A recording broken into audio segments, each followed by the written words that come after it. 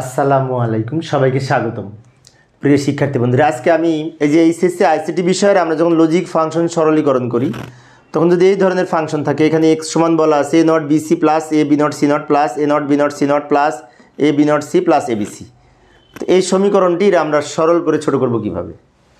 তো প্রথমে আমরা একটা কাজ করব, কমন নেওয়ার চেষ্টা করব। তো আমাদের এইখান থেকে কোনোটার মিল নাই, তো এইখান থেকে কমন নেওয়া যাবে না, কিন্তু এইখানে কিছু অংশে মিল আছে। কি মিল আছে? এই যে বি নট সি নট আছে, এখানেও বি নট সি নট আছে, তো এই দুইটা থেকে B not C naught common নেওয়া যাবে। আবার এই শেষের দুইটা রাশি থেকে এ সি আছে, এ সি আছে, এখান থেকে এ সি কমন নেওয়া যাবে। তো যাই, এই দুইটা থেকে এইখান থেকে আর এখান থেকে কমন নিতে পারবো। এটা যা আছে রেখে দিলাম, প্লাস এখানে B not C naught common নিলাম। বি নট সি নট যদি কমন নিই তাহলে এ থাকে আর এ নট থাকে, এ থাকে আর এ নট থাকে, প্লাস এখানে এ সি যদি কমন নিই তাহলে এখানে বি নট থাকে আর বি থাকে, বি নট থাকে আর বি থাকে। এখন আমরা জানি যে এ প্লাস এ নট সমান 1, বি প্লাস বি নট সমানও কিন্তু 1, তাহলে এটার মান 1, এটার মান 1 হবে। যাই, এটা যা আছে রেখে দিলাম, প্লাস এটা যা আছে রেখে দিলাম এবং এইটার মান 1 লিখেছি, প্লাস এসি ইন্টু 1। এবারে 1 আউট করে দিলে আমরা এই যে এ প্লাস এ নট সমান যেহেতু 1, তা এই দৃষ্টিকোণ থেকে আমরা এই দুটার মান 1 লিখেছি। এবার পরে এই 1 যদি বাদ দিই তাহলে কি হয়? A not B C plus B not C not plus A C, 1 দিয়ে যায় গুণ করি, ফলাফল 1 হয়। তো এটাই উত্তর। এখন আমাদের কোনোটার সাথে কোনোটা মিল নাই, কমন নেওয়া যায় না,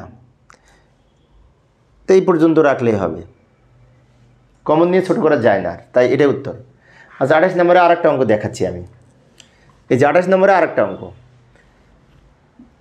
পি কিউ আর এর উপরে নট, আবার এখানে আছে P not P plus Q plus R এর উপরে নট, অর্থাৎ এটা কিন্তু যোগের উপরে নট।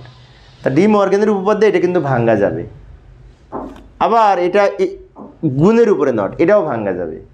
এটা ডি মর্গেনের প্রথম উপপাদ্য অনুযায়ী আমরা এই নটটাকে ভেঙে আলাদা করতে পারি, সেক্ষেত্রে প্লাসটা ইন্টু হবে। আর এটা ডি মর্গেনের দ্বিতীয় উপপাদ্য অনুযায়ী এই নটটা ভেঙে 3টার উপরে দিতে পারি, সেক্ষেত্রে ইন্টু থাকলে প্লাস হবে, তাই না? তো যাই, আমরা সমাধান করি। এই যে এটাকে যদি ভাঙ্গি, P naught plus Q naught plus R not হবে। কেন বলছি আবারও, পি কিউ আর, এই উপরের নটটা ভেঙে 3টার উপরে দিয়েছি, ফলে কি হয়েছে? ইন্টু থাকলে প্লাস হবে, ডি মর্গেনের দ্বিতীয় উপপাদ্য অনুযায়ী।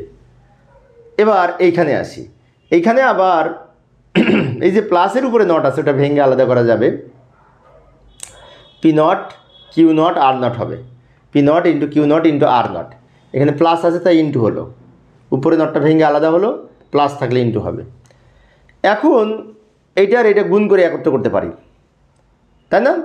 এখানে P not Q not R naught আছে, তার সাথে পি নট যদি গুণ করি তাহলে এই পি নট একটা, এই পি নট একটা, দুইটা পি নট হবে, P not into P not Q not R naught plus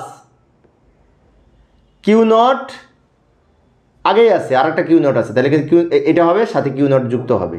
এই যে এইভাবে লিখতে পারি, এই কিউ একটা নট ছিল আর একটা নট, এখানে কিউ নট একসাথে পাশাপাশি লিখেছি সুবিধার জন্য, প্লাস আর নট আছে, তাই আর নট ডাবল হবে। ভালো করে লক্ষ্য করি, এইটার সাথে এটা হয়েছে, তাই এখানে পি নট আগেই ছিল, পি দুইটা হয়েছে, প্লাস এটার সাথে এটা হয়েছে, কিউ নট আগে একটা ছিল আর এই কিউ নট যুক্ত হয়ে দুইটা কিউ নট হয়েছে, প্লাস এটার সাথে আর, তাই আর নট ডাবল হয়েছে, গুণ তো আমরা পারি। এখন P not into P not সমান একটা পি নট হবে, কারণ গুণের অপারেশনে বলা আছে এ ইন্টু এ সমান এ ইন্টু এ সমান এ। সেই দৃষ্টিকোণ থেকে এই দুইটা পি নটের পরিবর্তে একটা পি নট লিখবো আর কিউ নট আর নট থেকে যাবে, তাহলে এটা হবে, প্লাস এখানেও দুইটা কিউ এর পরিবর্তে একটা লিখবো, আর তাহলে হবে P not Q not R naught, plus এখানে দুইটা আর এর পরিবর্তে একটা লিখবো, তাহলে হবে P not Q not R naught. এখন এবার এই যে এ প্লাস এ সমান এ, 3টা এ যোগ করে এ, বুলিয়ান অ্যালজেব্রার মৌলিক উপপাদ্যে বলা আছে। এই দৃষ্টিকোণ থেকে 3টাতে একই জিনিস, তাহলে 3টা জিনিস যোগ করে একটা হবে, তাই না?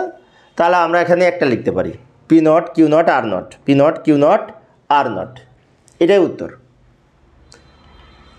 এটাই উত্তর হিসেবে গণ্য হবে। তো প্রিয় শিক্ষার্থী বন্ধুরা, এই ছিল আমার আজকের আলোচনার বিষয়। তো পরবর্তী 29 নম্বর ক্লাসে কী করাবো একটু দেখে যাই।